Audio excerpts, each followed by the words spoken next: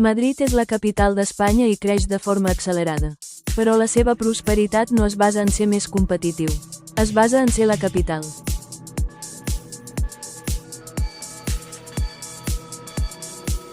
La majoria de les grans empreses espanyoles i moltes internacionals tenen la seu social a Madrid.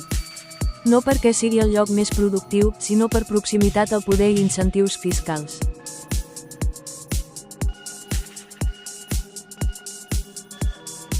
Madrid concentra una proporció desproporcionada de la inversió estatal en infraestructures. Aeroport, AVE radial, autopistes. No per necessitat econòmica, per capitalitat.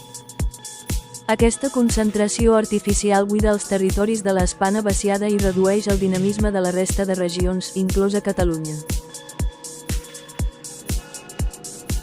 El model de Madrid no és replicable per cap altra ciutat. És un monopoli institucional garantit per la capitalitat. No és un èxit del mercat lliure.